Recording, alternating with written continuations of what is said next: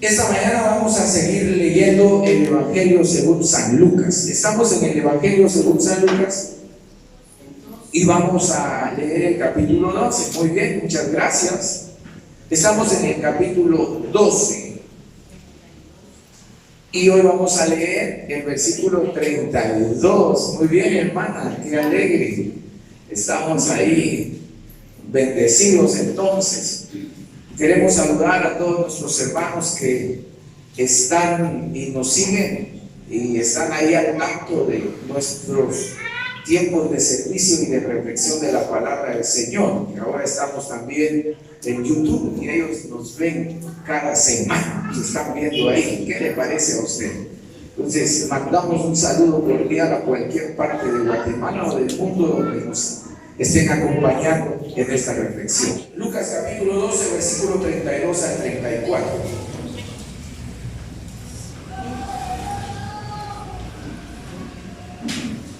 Y vamos a dar continuidad a la lectura que ya hemos iniciado desde algunas semanas. Dice la palabra del Señor, todos juntos, hermanos, como coro, no como solistas, por favor, como coro. ¿Ya? Dice, no temáis, manada pequeña, porque a vuestro Padre le ha placido darnos el reino. Vended lo que poseéis y dad limosna. Haceos bolsas que no se envejezcan, tesoros en los cielos que no se agoten, donde el ladrón no llega, ni polillas destruyen. Porque donde está vuestro tesoro, ahí estará también vuestro corazón. Señor, háblanos esta hermosa mañana y que nuestro corazón pueda recibir de ti, Señor, el aliento, la fortaleza y también, Señor, el ánimo que necesita.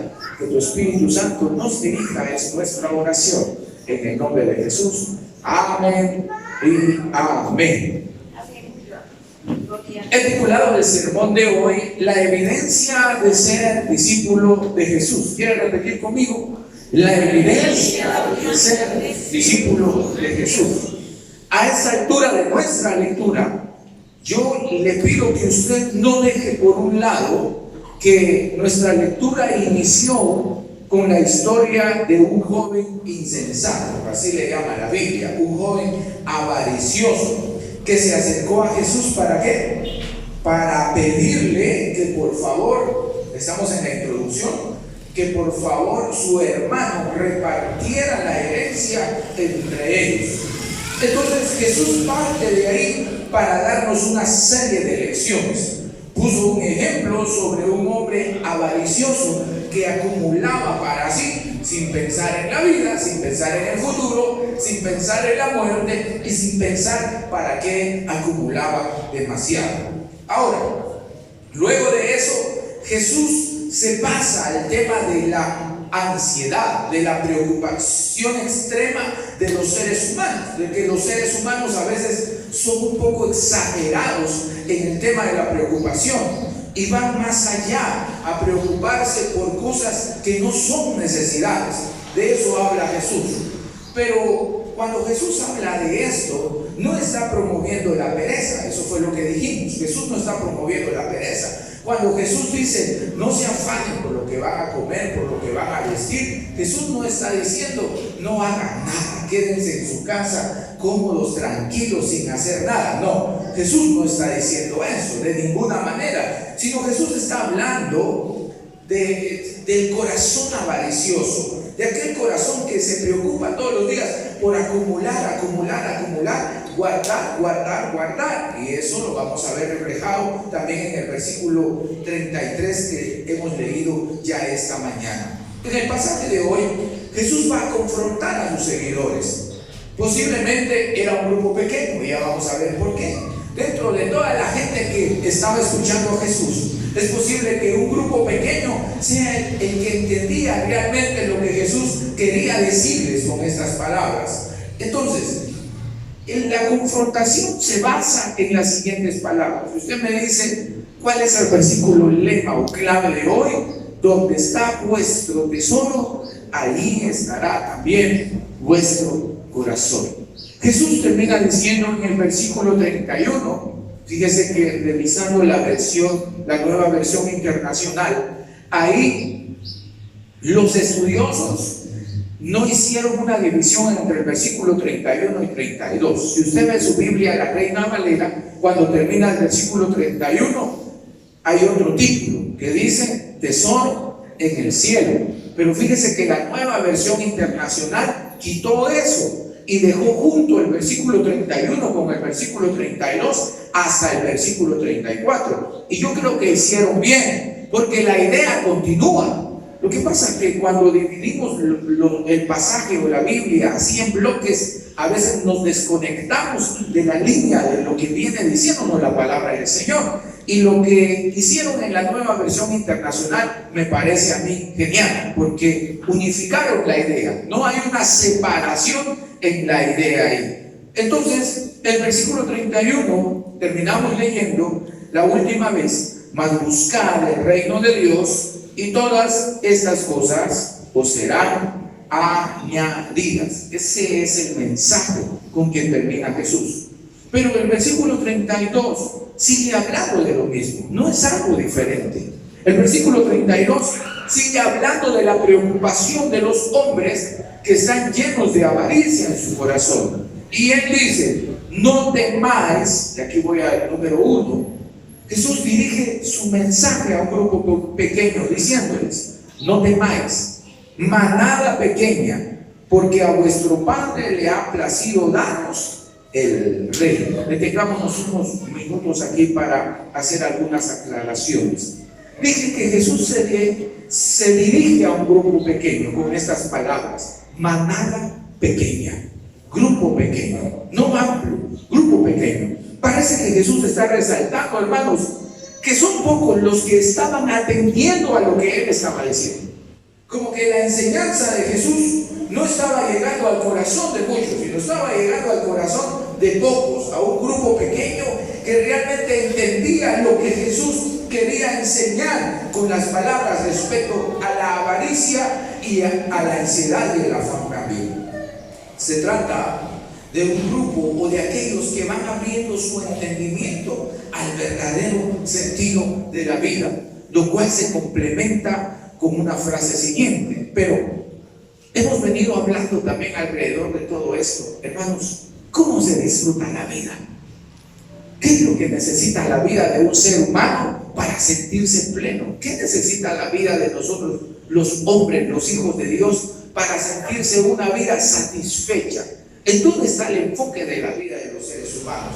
Esa es una pregunta que siempre se han hecho los seres humanos. Y todos los seres humanos buscan una forma de sentirse satisfechos en su vida, de saber que están llevando bien la vida y que la están viviendo de manera adecuada. Entonces, algunos piensan que el sentido de la vida está en la acumulación. Eso es lo que Jesús está confrontando.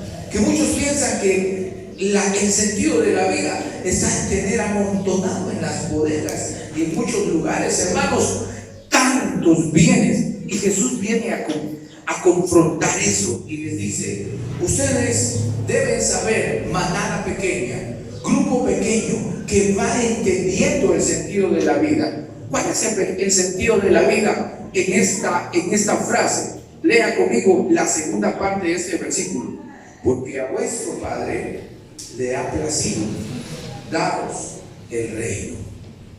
Hay un cambio en la expresión de Jesús aquí sobre el Padre, porque Jesús siempre ha venido diciendo: mi Padre que está en los cielos, el Padre que me envió. Pero ahora Jesús cambia el panorama o cambia la forma de expresar de mi Padre, y ahora él dice: vuestro Padre. Préstele atención a esto. Vuestro Padre es el cambio que hace Jesús. Este cambio es esperanzador. Este cambio es abrazador. Es algo que le está diciendo al corazón del discípulo: se trata de mi Padre también. Y este Padre me da el privilegio de estar bajo el gobierno y el reinado de Él. El enfoque de Jesús va ahí, de pertenencia, de que es mi Padre. Hermanos, creo que esa palabra "a mí" está presente en la edad de muchos niños. Hay una edad de 7, 8 años en donde los chicos hablan del mí. Y todo es de ellos. Nada le pertenece a nadie más. Mí. Todo es mío. Y los chicos pasan por una edad. Porque no hay nada más satisfactorio en la vida quizás que hablar de algo que nos pertenece a nosotros. De sentirnos orgullosos de algo que es nuestro. Y entonces esta frase de vuestro Padre le está diciendo a esta manada pequeña: ustedes son privilegiados, manada pequeña. Ustedes que van entendiendo que ustedes tienen una relación en el reino de Dios con su Padre. Mis hermanos, este es un sentido de familia. Jesús nos está dando un sentido de pertenecer a algo, en un vínculo tan fuerte en la vida. ¿Cuál es el vínculo más fuerte para los seres humanos? Los primos. Primos. Los tíos. ¿Qué tal tío que le vaya bien? Los abuelos. O padre e hijo. ¿Cuál es la relación más fuerte en la vida del ser humano? Padre e hijo. ¿Usted prefiere más a su esposo o a sus hijos? Ya lo puse en qué pensar, ¿verdad? Los hijos. Damos todo por los hijos. Damos todo por esa relación. Y Jesús le dice a la manada pequeña: manada pequeña, Dios les da a ustedes la oportunidad de tener ese vínculo con su Creador, de padre e hijo, de rey y de alguien que está en ese reino tan hermoso. ¿Qué le parece? Muy bien. Ahora, número 2. Hay una prueba para confirmar al discípulo. Hay una prueba que confirma el corazón del discípulo. Veamos el versículo 33. ¿Cómo dice Jesús? Vended lo que poseéis y dad limosna. Haceos bolsas que no se envejezcan, tesoros en los cielos que no se agotan, donde el ladrón no llega, ni polilla no destruye. Hay algunos aspectos culturales que nos arroja este versículo. Por ejemplo, ¿en dónde guardaba la gente su dinero? ¿En dónde lo guardaba? Luego en el versículo 33. Haceos bolsas que no se envejezcan. Como que usaban una especie de bolsa para guardar lo valioso, ¿verdad ustedes? Y ahí los guardaban, ahí los conservaban, y ellos decían: ahí está seguro todo mi dinero, ahí está seguro todo lo que tengo. Y Jesús les dice: esas bolsas se hacen viejas, pero allá en el cielo, allá en el otro lado, sí, en el cielo, allá esas bolsas no les pasa nada. Pero miremos qué es lo que Jesús quiere resaltar aquí. Primero dice Jesús: vendan lo que tienen y dan limosna. Eso nos recuerda a un joven rico. No vamos a ir al pasaje, solo vamos a recordar la historia, que se acercó a Jesús con la intención de que Él le confirmara de que ella tenía su base al reino de los cielos. Este joven se acerca y dice: Jesús, ¿qué debo hacer para heredar el reino de los cielos? Y Jesús tiene una conversación con él. ¿Qué dicen los profetas? ¿Qué dice Moisés? Y él le dice: todo eso ya lo hice. Escúcheme. El joven responde: todo lo que tú me dices, Jesús, yo ya lo hice. Vivo conforme a los mandamientos, oro bastante, leo la ley, obedezco las instrucciones, me encamino de acuerdo a cómo lo enseñó Moisés y los profetas. Y él le dice: todo eso ya lo cumplí, ya lo he hecho. Y Jesús le dice: te falta una cosa. ¿Qué le faltaba? Jesús le dice: vende todo lo que tienes y dáselo a los pobres. Y entonces dice la escritura que el joven se dio media vuelta y se fue caminando triste. ¿Por qué se fue triste? ¿Por qué se fue triste?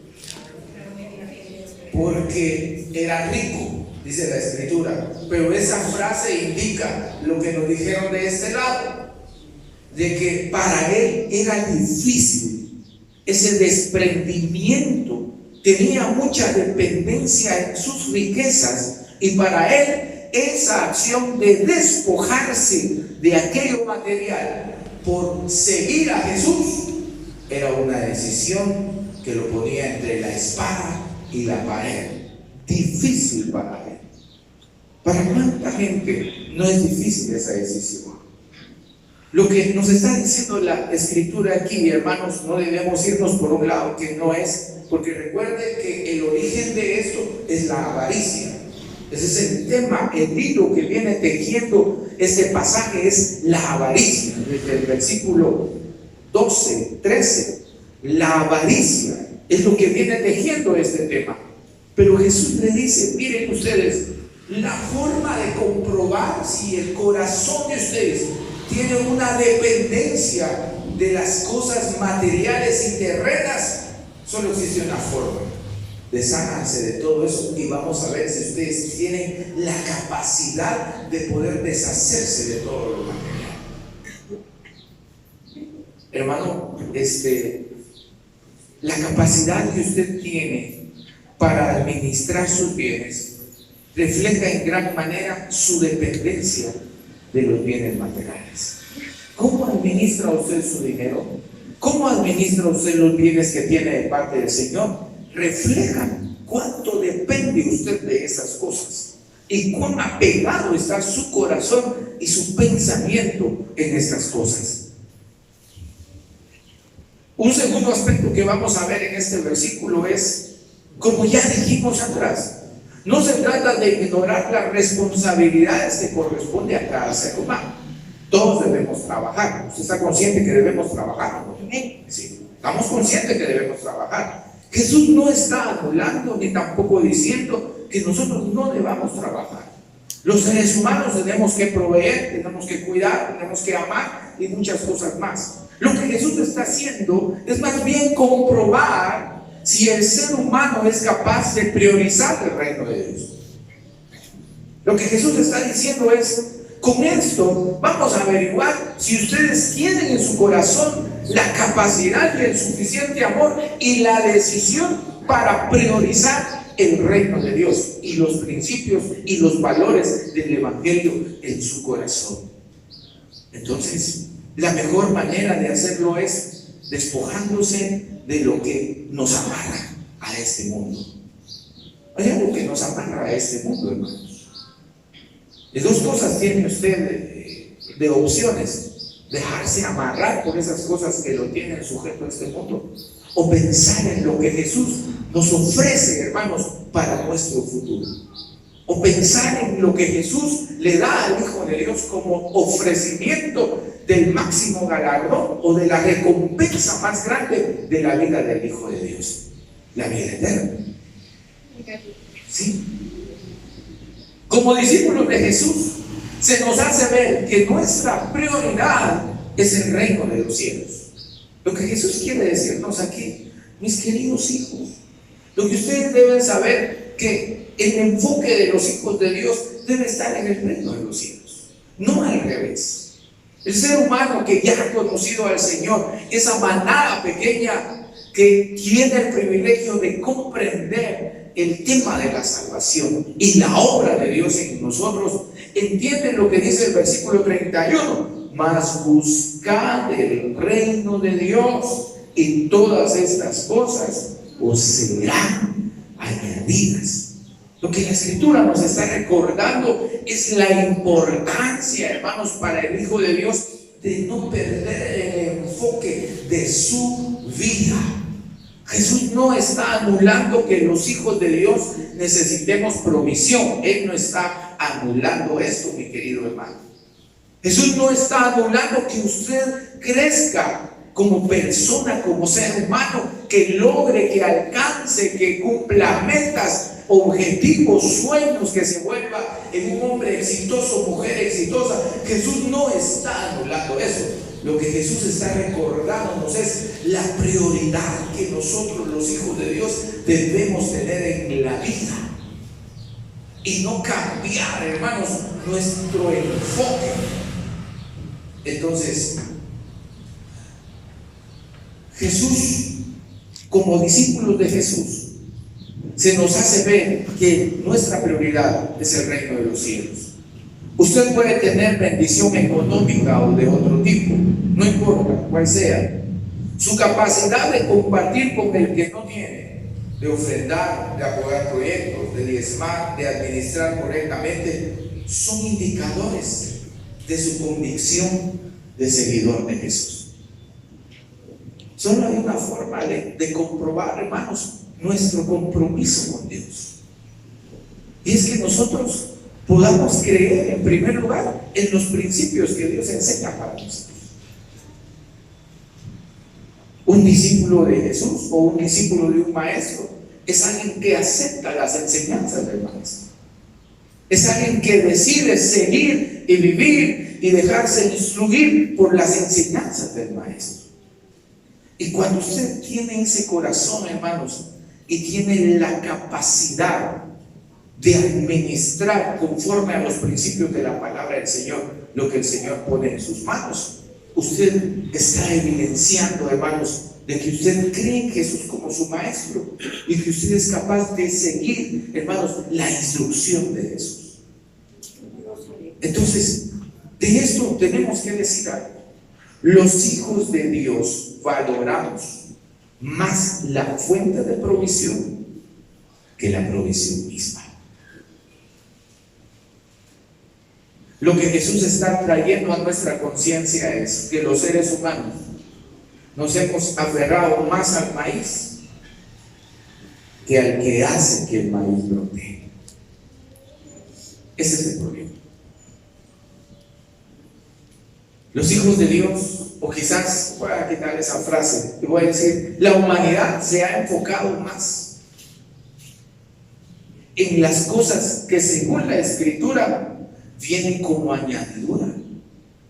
Se han enfocado más, hermanos, en hacer un sobreesfuerzo, en afanarse, en entrar en ansiedad por aquello, hermano, que el Señor las envía como provisión para los que le dan prioridad a Él.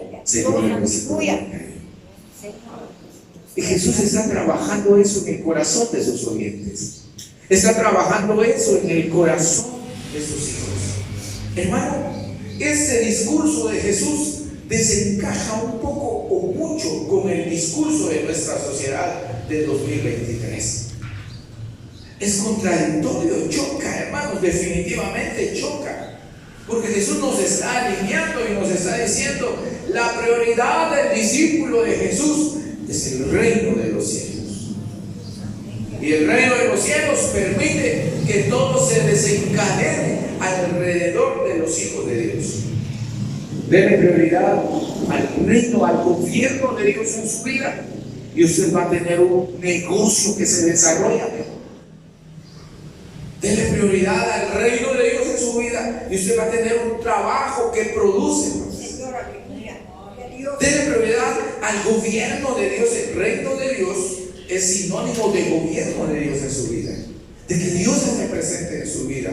Dele usted prioridad al gobierno de Dios en su vida y va a tener una vida que avanza constantemente en todas las áreas, mi querido hermano, y que va desarrollándose, porque el gobierno de Dios trabaja nuestro carácter, trabaja nuestros pensamientos, trabaja nuestros proyectos, alinea nuestra visión.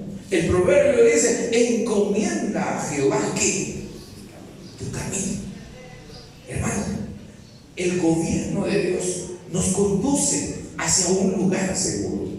Nos lleva por la ruta que asegura, hermanos, la provisión de Dios para usted y también para mí. Y lo que Jesús nos confronta esta mañana y lo confrontó a sus oyentes en este momento, es usted parte de esa manada pequeña que comprende lo que Jesús está diciendo. Es usted de esa manada pequeña en donde su corazón y su mente pueden aceptar, porque eso hay que aceptarlo. Jesús lo dice, Jesús lo enseña y lo comparte, y nuestra responsabilidad es aceptarlo o no aceptarla. Es decir, Jesús, me quedo con tus palabras, o simplemente decir, Jesús, no acepto tus palabras. Pero Jesús quiere recordarnos que los hijos de Dios debemos enderezar nuestra visión de la vida y nuestra fijación también en la vida. ¿Dónde está nuestro enfoque? ¿Qué es lo que queremos en la vida? Entonces hoy hablamos mucho más de la provisión que necesitamos que del Dios proveedor. Hoy la gente habla más de producción, de números, de muchas cosas, de cuentas aquí y allá, pero habla menos de aquel que hace posible esa provisión. ¿Cómo habla usted? ¿Cómo habla usted? Tenemos que ser honestos, hermanos. A veces empezamos a hablar como nuestra sociedad, amarrada a este terreno, amarrado, hermano, a esta tierra. A veces empezamos a hablar así y empezamos a olvidarnos del proveedor. Empezamos a olvidarnos de cómo actúa el proveedor con nosotros, sus hijos. ¿Alguno de ustedes tiene experiencia de cómo actúa el proveedor? ¿Sí? Si le doy un tiempo a todos tienen un testimonio, hermanos, en donde no precisamente tuvieron que ir a trabajar 8 horas, 10 horas, una semana para que Dios les provea. Si le doy tiempo a cada uno de ustedes, estoy seguro que hacemos una lista de testimonios donde usted dice, pastor, esta era la situación y Dios la resolvió así. Y no hay trabajo por medio. ¿Sí? ¿Desde cuándo hemos olvidado el papel de Dios como proveedor? ¿Desde cuándo ha olvidado usted, o yo como pastor y usted como iglesia, que Dios es proveedor? Los números son buenos, bastante buenos, porque nos ayudan a medir y nos ayudan también a reflejar el estado o la condición en la que estamos, hermano. Cuando usted suma sus gastos, suma sus ingresos, cuando usted hace cuentas de cuánto pudo producir, cuánto el Señor lo bendijo en el mes, eso le ayuda a ver cómo está su economía, ¿sí? Pero es un reflejo de cómo estamos. Pero no es la base de la provisión de los hijos de Dios. Y este es el mensaje que queremos recordar. ¿Y sabe por qué no? Número 3. ¿En dónde está enfocado mi corazón? Porque donde está vuestro tesoro, ahí estará también, ¿qué cosa? Vuestro corazón. Vuestro corazón. Mi querido hermano, esta mañana creo que es importante que nosotros pensemos un poquito en qué piensa nuestro corazón todos los días. Eso es fácil de detectar. ¿Dónde está mi corazón? ¿En qué piensa usted todos los días? ¿Qué es lo que más piensa usted? ¿Qué es lo que más le resuena en la cabeza, en la mente, en el corazón? ¿Qué es lo que más le rebota a él? Eso es lo que refleja dónde tiene usted el corazón. Es tan fácil. Cuando nos enamoramos, el corazón se desliga de él, de cualquier otro, y palpita, sueña, despierta, duerme, refacciona, desayuna. En todo tiempo el enamoramiento, hermanos, nos hace tener nuestra mente y el corazón puesto en un lugar. ¿Sí o no? Es el ejemplo que se me vino a la mente. No estaba aquí en el sermón, pero fue lo primero que se me ocurrió para decirle ¿Cómo es que podemos identificar en dónde nuestro corazón está enfocado? Los pensamientos más fuertes que tenemos, cómo hablamos, refleja también, hermanos, en dónde está nuestro corazón. Ustedes conocen a sus hermanos, a sus hermanas, las identifican por cómo hablan y ustedes dicen, este hermano solo de tal cosa habla. Este hermano todo el tiempo habla de Biblia, solo de Biblia habla, solo Biblia, solo Biblia, solo Biblia. En mis viajes me han acompañado varios hermanos de ustedes. Y cada vez que viajo, podemos encontrar nuestro corazón y la esencia de nuestro corazón. Hay hermanos que me hablan en 5 horas de viajes solo de Biblia. Pastor, y dice que la Biblia, ¿qué? ¿Y qué dice usted?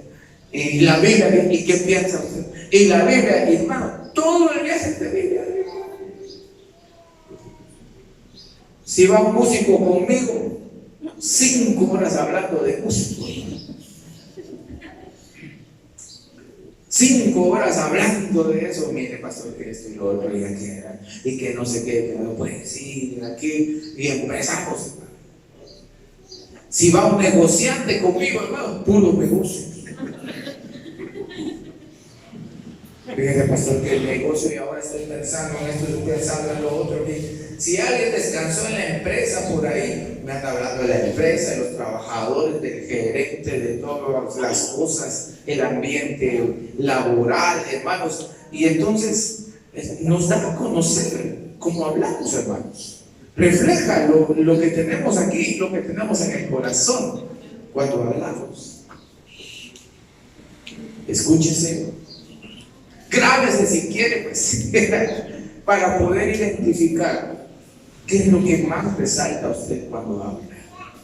¿Qué es lo que más dice usted cuando habla? Porque eso refleja mucho lo que usted tiene aquí y lo que tiene aquí. Y Jesús dice, donde esté lo más valioso para usted. Esa es otra forma de decir tesoros.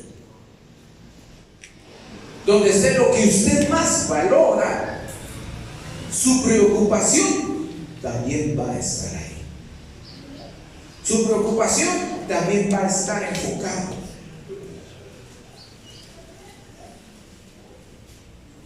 Creo que es bueno decir esta mañana, a manera de conclusión, tengo 2 aspectos que voy a mencionar en la conclusión. Hay un principio que es indiscutible. Somos bendecidos como hijos de Dios. ¿Cuántos son bendecidos como hijos de Dios? Somos bendecidos. Ese es un principio que nosotros no negociamos. Tenemos la bendición de Dios. En todo aspecto tenemos la bendición de Dios. Amén. Las palabras nos recuerdan hoy que Él siempre será nuestro proveedor a pesar de las circunstancias. Hermano, esta mañana lo que queremos dejar en su corazón es de que usted no olvide que Dios siempre será proveedor para su vida. Dios siempre estará ahí para corresponder a sus necesidades. Esa es una promesa, hermanos. Si el Señor se preocupa incluso por aquellos que le desprecian, ¿cuánto más no se va a preocupar por usted y por mí? Que le amamos, que hemos decidido rendirnos a Él. Y es lo que Jesús quiere despertar en nuestro corazón. Si el Señor hace salir su sol sobre buenos y malos, si el Señor hace caer su lluvia sobre buenos y malos, sobre toda la tierra, el Señor hace caer la lluvia para que todos tengan derecho a comer, hermanos. Y el Señor siempre nos confronta preguntándonos: ¿cuánto más ustedes que son hijos de vuestro Padre? Gloria al Señor.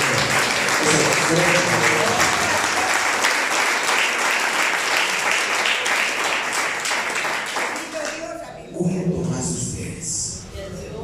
Y número 2, esta promesa de Dios como proveedor para nosotros debe debe cultivar la capacidad de compartir y de valorar más la fuente de provisión que la provisión misma. Escuchen, cuando usted es consciente que Dios es su proveedor, es menos dependiente de las cosas aquí en la tierra. ¿Y a dónde nos lleva eso? A ser libres de afán, porque de eso estamos hablando. A ser libres de ansiedad. Hermano, si usted lo pone ansioso, no tener algo que desea, las palabras deseos. Si a usted lo pone un poco enfermo, no tener algo que usted anhela con mucho su corazón, debe corregir un poquito esa parte. Porque usted está en ansiedad. Usted debe saber, hermanos, que las provisiones del Señor tienen que cultivar en nuestras vidas capacidad de compartir y de valorar más al proveedor que a la provisión misma. Porque cuando cambiamos esos papeles, nos convertimos en la sociedad que somos hoy. Somos una sociedad muy materialista. Somos una sociedad poco solidaria. Somos una sociedad muy egocentrista. Hermanos, a pesar de que tenemos bendición del Señor, nuestro corazón, hermanos, todavía está cautivado, hermanos, hacia nosotros mismos. Y el Señor confronta a la manada pequeña y le dice: ustedes deben pensar también en que no tienen. Deben pensar en Él. Y lo que los manda a hacer es vendan todo y desen al que no tiene. Esa es una prueba. Es la prueba más grande que le pueden hacer a ustedes y hacer a mí también. Pero hemos entendido esta mañana que la intención de Jesús es regresar nuestro corazón a Dios como proveedor, para que emocionalmente estemos estables, estemos tranquilos, confiados en la provisión de Él. Hermano, ¿cuál es su dependencia? ¿De qué depende usted? ¿Qué tan amarrado está usted de las cosas en la vida? ¿Cuánto apego tiene por esta vida y por las cosas que ofrece, las creaciones de aquí mismo, de la tierra misma, los inventos de esa tierra? He sabido que hay muchas personas que se dedican a hacer publicidad de productos, pero ellos no consumen nada de eso, porque su misión es otra, es hacernos dependientes de cosas, hermanos, a los seres humanos. Pero usted debe velar por su corazón para que no caiga en ansiedad ni tampoco en afán. Que el Señor le dé esa seguridad de que nada le va a faltar y que Dios siempre va a proveer, y manténgase saludable emocionalmente. Amén. Bueno.